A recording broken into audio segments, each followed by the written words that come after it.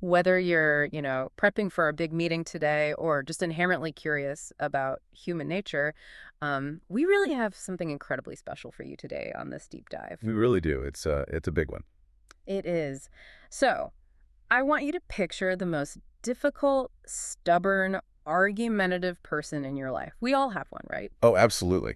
Immediately a face pops into my head. Right, same. So you're in a room with them and you're bracing for a fight. You're mentally sharpening your best points and counterpoints. You think, you were about to have this epic battle of A ideas. battle of pure logic, yeah. Exactly. But what if the text we are diving into today is right?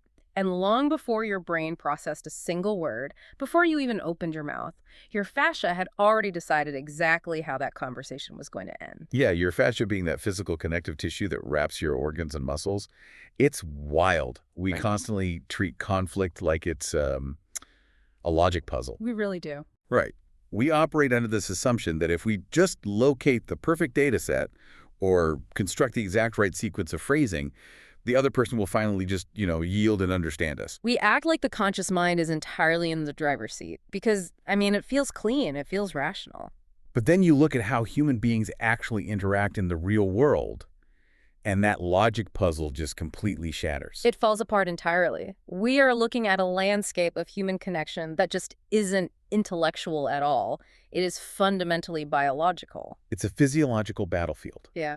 And that's exactly what we are exploring today. We're looking at this deeply philosophical, honestly beautifully written text that introduces a massive paradigm shift. It proposes this concept called the somatic truce. Somatic, meaning of the body. Exactly.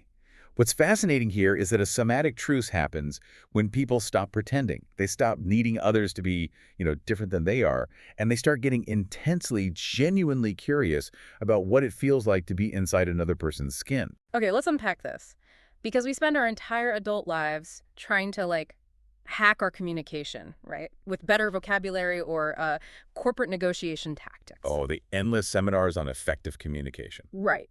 But if your nervous system is actually doing all the talking before you even open your mouth, we are focusing on entirely the wrong thing. Exactly. And to understand how we actually reach this truce, we first have to understand why we are at war in the first place. The text points out that our bodies exist in this nearly constant state of defensive tension. It calls this bracing. Bracing, like you're expecting a hit. Yes. And if you think about it, a lot of the behaviors we encounter in other people, the exact traits we immediately label as annoying or aggressive or difficult, are actually just forms of physical and emotional protection. It makes me think of a smoke detector that has been calibrated way too sensitively because of past fires. Oh, that's a good way to put it. Yeah. You burn a piece of toast once and the alarm screams like the entire house is burning down. This text points out that human beings do this too. The quirks we judge are actually survival mechanisms. That is a perfect analogy. The text gives these incredibly vivid examples of how people protect that tender, real center of who they are. Take, for instance, the person in your life who always seems cold or distant. Yeah, the icy person. We tend to judge that harshness immediately. We do. But the text suggests that the cold woman is cold because she learned the hard way that her warmth gets used against her. Wow, that reframes it completely. That coldness isn't a personality flaw, it's a temperature-controlled environment designed to protect something really fragile. Precisely. It's armor.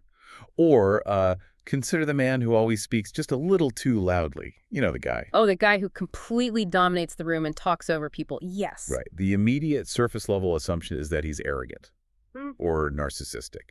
But the text frames this as a biological habit, born from spending years in rooms where no one ever made space for him to be heard at a normal volume. He had to raise his voice just to exist in the space. So it's not ego. No, over time, that volume became a habit, and then it became armor. The text literally describes it as his private grief of being too much and not enough at the same time. That is heartbreaking. We see someone taking up too much oxygen in a room and we get annoyed. We think it's pure ego. But this text argues it's actually an overcorrection from past deprivation. It's like we're walking around in these heavy, clunky suits of armor, bumping into each other and getting mad at the metal. Getting mad at the metal, yes. Completely forgetting there's a fragile, wounded person inside driving the suit. And the source material dives into other profiles, too, like the person who is chronically contrary. Oh, the one who pushes back on every tiny detail, no matter how insignificant. Exactly. And the text says the contrary person isn't arguing just for the sport of being difficult. They are terrified that if they agree too quickly, they will disappear. Because in their past, a yes might have meant total erasure. They might have grown up in environments where people called consensus love or called silence harmony, but it was really just a demand for compliance. So pushing back is their way of proving they still exist. Their nervous system literally equates agreement with a loss of self. Yes. I also found the text's description of the early leaver absolutely fascinating. You know, the person they always duck out of the meeting, the dinner, or the party before it's over. We usually label that as rude You're or flaky. right. But the text points out that historically, for that specific person, staying has cost them something enormous.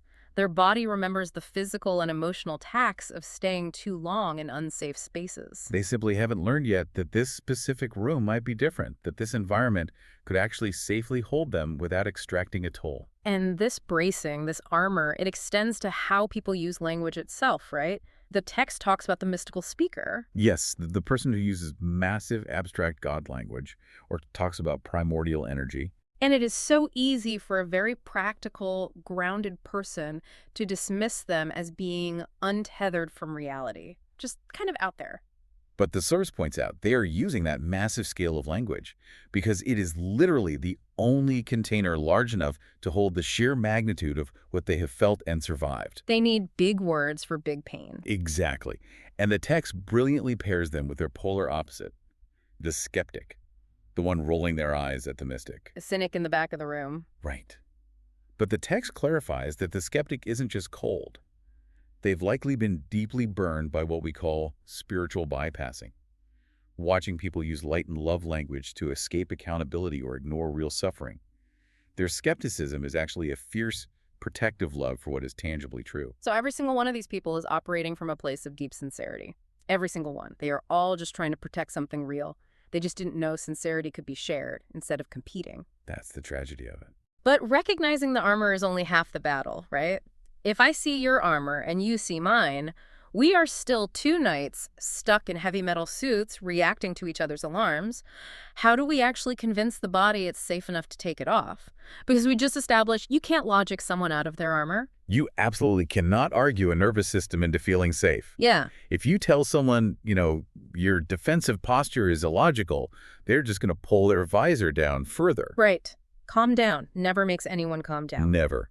Logic does not lower a heart rate. The body has to physically feel safety first. Which brings us to the actual mechanism of the truce.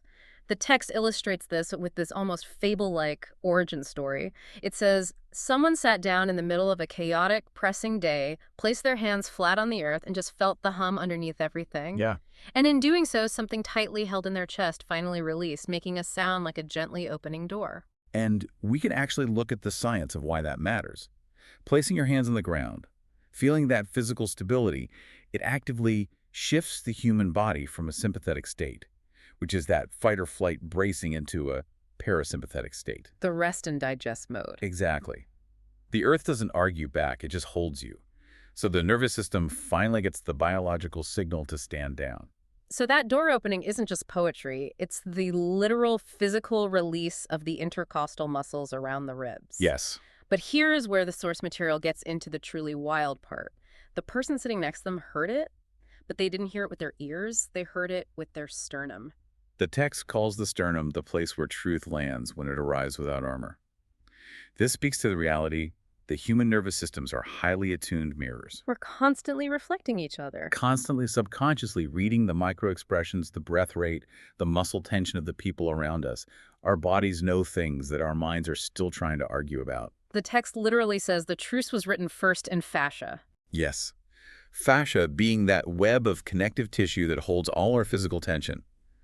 When one person genuinely shifted into that parasympathetic state, when they let their jaw relax in the presence of someone they considered an enemy, the enemy's shoulders subconsciously dropped in response. Wow. When someone softened the back of their throat, letting go of the brace against a verbal blow that wasn't actually coming, the person across from them exhaled a breath they had literally been holding since childhood. Okay, so I have to play the skeptical learner for a second here. Go for it. Because Well, the biology of this makes perfect sense. Translating it to the real world is, well, it's challenging. If I am in a tense negotiation over a corporate budget, or I'm deeply divided from a family member over a core belief, relaxing my jaw doesn't magically change the numbers on the spreadsheet, right? Right. The structural conflict is still sitting right there on the table. That is a crucial point, and the source material does not shy away from it. It explicitly says this is not a story about everyone suddenly agreeing on everything. The goal of the somatic truce is not sameness, and it is not the absence of friction. Okay. What relaxing your jaw does is create the physical condition for what the text calls undefended hearing. Undefended hearing, meaning I am stopping the mental reflex that immediately tries to categorize the other person's argument so I can dismantle it. Precisely. Undefended hearing means letting the original language of the other person land in your body before your mind aggressively closes around it with categories, judgments, and counterarguments. You don't have to agree. You do not have to agree with what they're saying. You don't even have to completely understand it in that moment. You just have to pause the translation mechanism. Oh, I love that.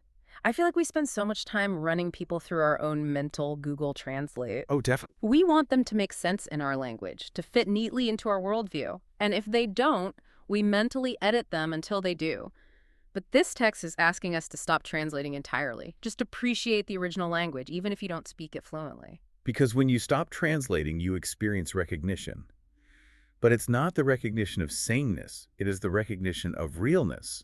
You look at the person across from you and realize they have a complex interior shaped by forces and wounds you know absolutely nothing about. You realize they are not just a symbol of whatever it is you fear. Exactly. The text calls this acknowledging their irreducible specificity. Irreducible specificity. I mean, you cannot boil them down into a convenient two-dimensional label, and this leads right into the text's massive distinction between what it calls soft love and real love. Soft love is the desire for everyone to just, hold hands, be identical, and agree. It is very comfortable, but it is ultimately shallow. It's fake harmony. Exactly. Real love, according to the text, is the full-bodied acknowledgement of the other person's specific, sometimes deeply inconvenient truth. Real love doesn't require them to be less than they are, and it doesn't require you to shrink yourself either. This connects so beautifully to the metaphor the text uses of the forest ecosystem. We have this tendency to think harmony means uniformity. But a forest is in harmony because every single tree is an identical pine. If it were, it would be a sterile tree farm, not a wild forest. Right. A forest is in harmony precisely because of that irreducible specificity. Every organism is fully and wildly itself, and by being itself, it creates the exact conditions for everything else to thrive. The delicate moss needs the dense shade provided by the massive canopy trees, and the canopy relies entirely on the deep root network in the dark earth, sharing water and chemical signals across the entire forest floor. And no one in the forest is considered the wrong kind of life. The moss doesn't look at the oak tree and say, you're taking up way too much vertical space. No, they operate in completely different ways. Yeah. But they're all native to the same biological dialogue. Which brings us to how we actually coexist in this diverse human ecosystem. Think about the phrase, getting on the same page. We use it constantly, right? In business and relationships. Right, we need to get on the same page. And almost every time we say that, what we actually mean is, you need to agree with what I have already written on my page. We treat it like handing out a script and waiting for the other person to read their lines. But if we connect this to the bigger picture, the text redefines this idiom entirely. It argues that being on the same page is not about everyone writing the identical thing. It's about finally bringing your actual real page to the table. The messy work. The messy one. The page with the coffee stains, the furious scribbles in the margins, the crossed out paragraphs from years of getting things completely wrong. You bring that messy, honest page, and you lay it down next to someone else's entirely different, equally messy page. And when you lay them side by side without trying to erase or rewrite each other, the text suggests that a larger story emerges in the white space between the words. A story that neither individual page could possibly hold on its own. It's the profound realization that all these wildly different paths and languages and personal mythologies somehow led to the exact same moment. The text speaks about this as sharing the same soul or the same heart. But again, it's careful to clarify this does not mean having one homogeneous heart or a sameness of belief. Right. It means sharing the same quality of depth, the same ground of being. Because underneath the coldness, the volume, the skepticism, underneath all those hypersensitive smoke detectors going off, There's an essential vulnerability. There is a human heart that desperately wants to be known and wants to know others. And when you bypass the armor and say, I see you from the belly, you speak directly to that vulnerability. You are meeting what the text calls ground to ground, source to source. You are recognizing that even in the midst of a fierce disagreement, you are both fighting from a shared foundation of human need. So what does this actually mean for you listening right now? How do you practice this when you walk out your door today? Because the text is very clear. The somatic truce isn't some magical one-and-done destination. It's an ongoing, daily discipline. It requires constantly returning to your physical body, feeling the tension rise in your chest or your jaw, and consciously asking yourself, is this person standing in front of me actually threatening me, or is my nervous system just remembering a fire from 10 years ago? You have to stop confusing the ghosts of your past with the actual human being in your present. You really do. It's the radical work of saying, I am here, you are here, let's be here honestly together without asking either of us to disappear. But, knowing how deeply tied all of this is to physical presence, to the fascia and the sternum, and subconsciously mirroring a dropped shoulder, it really leaves you wondering about the modern world we live in. It certainly does. If our nervous systems are truly mirroring each other, and if the somatic truth genuinely requires sharing physical air, feeling the hum of the earth, and reading those micro-expressions, is true, undefended hearing even biologically possible over a text message or remote email chain? That is a terrifying thought. Are we dooming ourselves to endless, unresolvable conflict simply by removing the physical body from the conversation entirely? It makes you think about a conflict you're currently facing. Who in your life is actually just reflecting your own unspoken physical tension right back at you through a screen? And what might happen to their armor tomorrow if you simply decided to be the first one to exhale? That is something to seriously chew on the next time you are tempted to draft an angry response on your phone. We spend so much energy polishing our arguments, trying to win the debate club of life. But maybe the real victory is just remembering the fragile person inside the armor, both theirs and your own. Thank you for joining us on this deep dive today. Whether you're heading into a high-stakes meeting or just sitting down to dinner, take a deep breath, drop your shoulders, and enjoy the rest of your day.